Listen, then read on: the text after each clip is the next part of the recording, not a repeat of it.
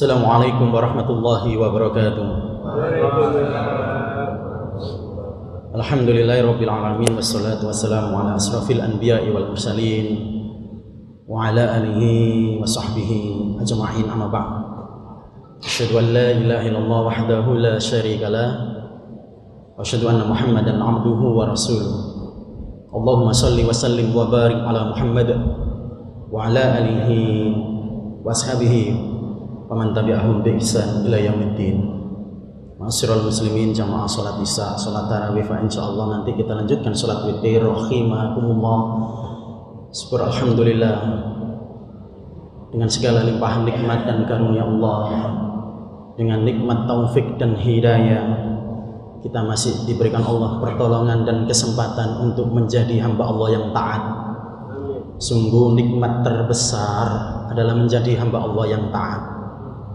Ma'asyiral muslimin rahimakumullah, kita sudah mafhum semua bahwa perintah puasa termaktub di Al-Quran surat kedua Al-Baqarah ayat 183, insya Allah hafal dan mungkin diulang-ulang oleh banyak mubaligh. Namun ada hal yang perlu kami sampaikan sebagai motivasi di awal kultum. Kalimat tersebut, ayat tersebut diawali dengan sebuah kalimat ya ayyuhalladzina amanu. Di Al-Quran, ma'asyiral muslimin, Syekh Manna bin Khalil Al-Qatan dalam kitabnya Mabahith fi Ulumil Quran mengelompokkan ayat-ayat yang di dalamnya terdapat penggalan kalimat ya ayyuhalladzina amanu. Setidaknya terdapat 89 ayat. Dan berdasarkan ilmu dalam tafsir dan pendapat mufasir, kalau ada ayat yang di dalamnya terdapat panggilan ya ayyuhalladzina amanu, sedikitnya maknanya ada dua. Mesti di dalamnya itu perintah, atau kalau tidak larangannya Allah. Ya ayyuhalladzina amanu kutiba alaikumusiyam kama kutiba alal ladzina min qablikum la'allakum tattaqun. Ya ayyuhalladzina amanu taqullaha wa qulu qawlan sadida. Misalkan begitu. Ya ayyuhalladzina amanu ijtanibu minadh-dhon, itu larangan. Janganlah engkau berprasangka buruk, itu larangan untuk menjauhi. Maknanya ini.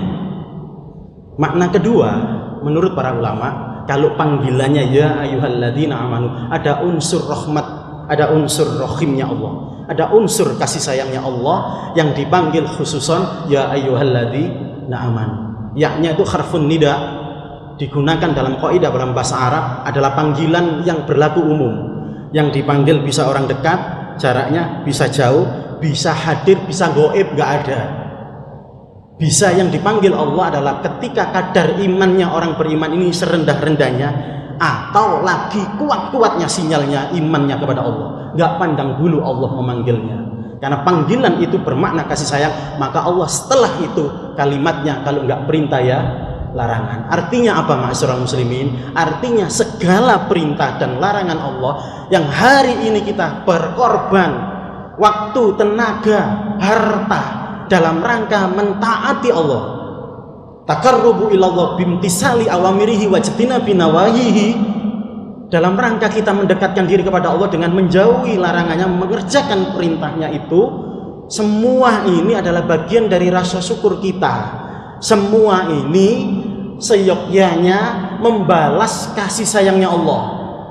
Karena seluruh perintah dan larangan ini kalau kita mampu menghayati, inilah bentuk kasih sayangnya Allah. Maka mereka-mereka yang masih belum mendapat petunjuk, sungguh belum sampai kasih sayang Allah itu dalam bentuk ibadah ini terjangkau oleh hati nuraninya. Maka ini nikmat yang sangat besar. Cara mensyukurinya adalah mempersembahkan ibadah kita dengan kualitas terbaik, ahsanu amala, yang paling baik di antara kalian yang melakukan kebaikan. Semoga kita diberikan Allah pertolongan menjadi hamba Allah yang taat, bagian mensyukuri nikmat Allah, bagian menyambut kasih sayangnya Allah. Amin, amin ya rabbal alamin. Dan semoga seluruh amal ibadah kita di bulan Ramadan tahun ini diterima oleh Allah. Amin, amin ya rabbal alamin. Ma'asyiral muslimin, cepat sekali waktunya. Sudah 5 menit. Saya akan menyampaikan tidak banyak. termasuk seluruh rangkaian ibadah. Tadi kami kutipkan la'allakum tattaqun, diwajibkan puasa kaum sebelum kamu. Nanti sedikit saya bahas kaum sebelum kamu itu siapa. Ma'asyiral muslimin, saya masuknya dari pintu sahur. Ini pembahasan khusus sahur, tapi tidak fokus di sahur, karena saya fokusnya ibadah yang luar biasa dan sering kita lupa dan sering kita lalai. Waktu mustajabah, waktu yang sangat istimewa, yaitu sahur. Kulu wasrobu hatta yatabayyanu khaydul abyadu minal khaydil aswadi minal fajr. Itu dalil Al-Baqarah 187 yang Allah turunkan ayat itu sebagai jawaban orang beriman dulu saat diturunkan perintah berpuasa. Bingung, puasa ini gimana caranya? Apakah seperti orang Yahudi? Apakah seperti orang Nasrani? Maka Allah turunkan itu, kata Allah, setelah fajar menyingsing, maksudnya tenggelam, maghrib, masuk maghrib waktu malam, di situ puasanya orang beriman. Silahkan makan minum sampai benang putih, sampai benang hitam itu tertutup, muncul benang putih. Maksudnya masuk pagi, masuk fajar, dan saat itulah kamu berpuasa lagi. Kenapa ma'asyiral muslimin? Karena orang Nasrani itu, ini dalam penjelasan tafsir ayat ini turun sebagai jawaban itu. Orang Nasrani kalau puasa, ngambunan, berbuka sudah waktunya malam hari dan tidak maghrib, malam, tertidur setelah iftar, bangun tidur jam 12, bangun tidur jam 11, haram makan lagi.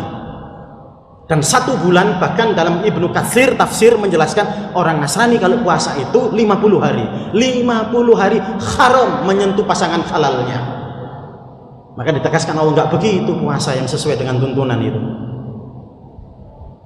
Ma'asyiral muslimin, dan tadi kami sebutkan ada waktu yang teramat istimewa, yaitu waktu sahur fajar.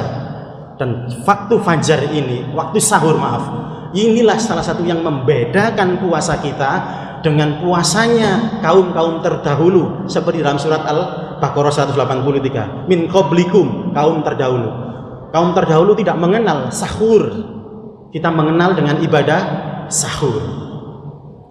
Dalam hadis Nabi riwayat Amr bin As, ini dalam Muslim nomor 1096, perbedaan puasa kita dengan puasanya orang-orang terdahulu adalah makan sahur. Dan tadi kulu wasrobu itu secara umum adalah isyarat dari Allah agar kita masuk bangun saat waktu sahur. Ma'asyiral muslimin, kalau dalam hadisnya Anas bin Malik ada di Imam Bukhari nomor 1923, sedangkan di Muslim ada 1925, tasahharu fa inna fis sahur barokah. Bersahurlah, sesungguhnya di dalam makan sahur itu terdapat berkah. Tadi kami baca penjelasan para ulama dalam kitab-kitab, ada banyak, termasuk berkah yang mau kami sampaikan. Ini berkah yang paling besar yang sering kali lalai. Apa itu ma'asyiral muslimin?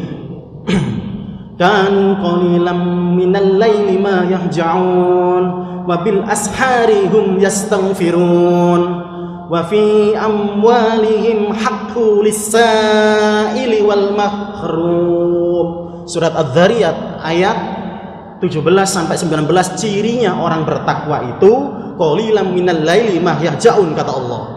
Mereka itu dulu di dunia punya sifat tidur malamnya sedikit, maksudnya dikurangi. Di antara istirahatnya itu ada waktu yang dikurangi. Wabil asharihum yastaghfirun, dan di akhir malam mereka mengucapkan istighfar. Dan di dalam harta mereka terdapat haknya orang-orang miskin yang meminta-minta dan orang miskin yang tidak meminta. Ma'asyiral muslimin rahimakumullah. Maka keberkahan puasa, keberkahan waktu sahur yang sangat besar dan sering kita lupakan itu adalah seperti yang dijelaskan dalam hadis Nabi dari Abu Hurairah, nomor hadisnya 1774. Apa itu? Allah itu turun di sepertiga malam terakhir di langit dunia, dan Allah berkata kepada para malaikat, apakah di antara hamba-hambaku pada malam ini ada yang meminta kepadaku, aku kasih, aku beri? Apakah ada di antara hamba-hambaku yang malam ini berdoa kepadaku, aku kabulkan doanya?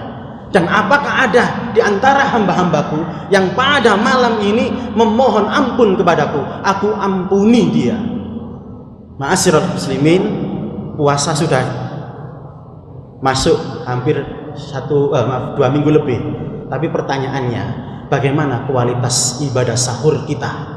Apakah sekedar sahur kita betul-betul mencari berkah dari sisi makan dan minum? Apakah kita mengejar kualitas waktu terbaik yang Allah sampaikan dalam surat Adz-Dzariyat tadi? Apa waktu terbaik? Di saat akhir malam, sahrun itu adalah waktu sedikit di akhir malam sebelum fajar. Kata ulama, akhirul lail qoblal fajr, itu sahrun, waktu malam, jamaknya ashar yang tadi kami kutip ayatnya. Di waktu itu orang-orang bertakwa itu dulu yang disebutkan Allah di surat Adz-Dzariyat adalah penghuni surga. Ayat 16-nya adalah mereka ketika dibangunkan Allah di akhir malam, mereka menyempatkan sedikit waktu yang ada untuk istighfar. Untuk istighfar. Kita evaluasi, apakah saat sahur teman kita televisi? Apakah saat sahur teman kita HP? Ataukah betul-betul waktu yang teristimewa ini kita gunakan sebaik-baiknya mengejar fadail, fadilah-fadilah, keutamaan-keutamaannya, yaitu mengejar ampunan Allah dengan memperbanyak istighfar. Saking istimewanya masyarakat muslimin, Allah tegaskan dalam surat Ali Imran 17, was-sabirina was-sadiqina wal qanitina wal munfiqina wal mustaghfirina bil ashar, kata Allah. Dicamakan levelnya itu kayak orang-orang yang sabar, orang-orang yang sabar, orang-orang yang membenarkan apa yang datangnya dari Allah dan Rasul, orang-orang yang qanit. Qanit itu adalah taat, khusyuk ketika beribadah, orang-orang ahli infak, dan orang-orang yang beristighfar mengejar ampunan Allah ketika dia bangun di akhir malam. Bayangkan keistimewaannya. Mari masyarakat muslimin, di kultum singkat ini sebagai bahan refleksi dan evaluasi, masih ada Ramadan, kita kejar keistimewaan. Karena apa masyarakat muslimin? La'allakum tattaqun yang disebutkan Allah dalam Al-Baqarah itu bukan puasanya saja, tapi seluruh rangkaian qiyamul lail, qiyamul Ramadan, tadarus Quran, seluruh sunnah-sunnah yang mengiringi puasa wajib kita itu adalah bagian pengikat dalam bingkai ibadah yang outputnya la'allakum tattaqun. Sebagai pelengkap kultum ini, izinkanlah kami menyampaikan, dalam ibadah itu mesti ada 3 hal yang Allah berikan kepada kita. Yang pertama, innal hasanat yudhibnas sayyi'at. Surat Hud 114. Seluruh kebaikan itu mesti diminta atau tidak diminta, Allah hapuskan dosa melalui amal kebaikan kita. Mesti, kalau kita semuanya melakukan kebaikan, dosa kita dihapuskan. Dalilnya banyak kalau soal tentang puasa dan qiyam Ramadan. Kemudian fungsi kedua ibadah berpahala. Dan fungsi yang ketiga ini gak main-main, ini senengannya manusia. Coba misalkan di masjid itu pulang terawih dapat uang 500.000 atau 1 juta full, Allah maha tahu itu. Maka yang ketiga fungsi amal kebaikan, amal soleh itu, man amila solihan min dzakari aw unsa wa huwa mu'min falanuhyiyanahu hayatan thayyibah wa la najziyannahum ajrahum bi ahsani ma kanu ya'malun. Maka fungsi amal ibadah itu, kata Allah, selain tak kasih pahala nanti berupa surga yang amat teramat nikmat dan tidak pernah dilihat oleh siapapun, kata Allah, fungsi amal kebaikan adalah dikasih kebaikan dalam kehidupan. Bukankah kita berdoa 2 hal? Minta Rabbana atina fid dunya hasanah. Karena fungsinya kebaikan adalah termasuk istighfar. Dalam surat Nuh ayat 10 sampai 12, faqultu astaghfiru rabbakum innahu kana ghaffara yursilis samaa 'alaikum midrara wa yumditkum bi amwal wa banin wa yaj'al lakum jannah wa yaj'al lakum anhara. Apa kata Allah? Siapa yang beristighfar kepadaku, yusjilis sama alaikum midrara, tak kasih, tak turunkan di negerinya, di kampungnya hujan yang lebat. Wa yumditkum bi amwal, tak tambah harta bendanya. Pengen soge, istighfar. Wa banin, dan aku tambah keturunannya. Rumus untuk mendapatkan keturunan, memperbanyak istighfar. Wa yaj'al lakum jannah, wa yaj'alakum anhar, dan Allah jadikan bagi mereka kebun-kebun mengalir di bawahnya sungai-sungai. Dan waktu yang terbaik dikasih bocoran sama Allah, ashar. Sahur. Sahur itu aktivitas yang dikerjakan di akhir malam. Nama akhir malam disebut sahrun.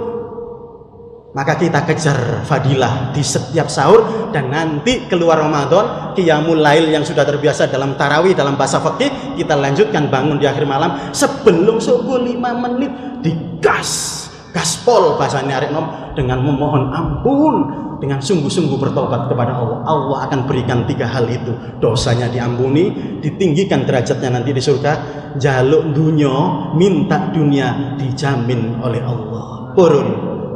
Amin ya rabbal alamin. Demikian yang dapat saya sampaikan, kurang lebihnya mohon maaf. Sebetulnya kalau ditambah kisah untuk menguatkan bis, tapi karena memang saya nggak boleh lama-lama, 15 menit cukup.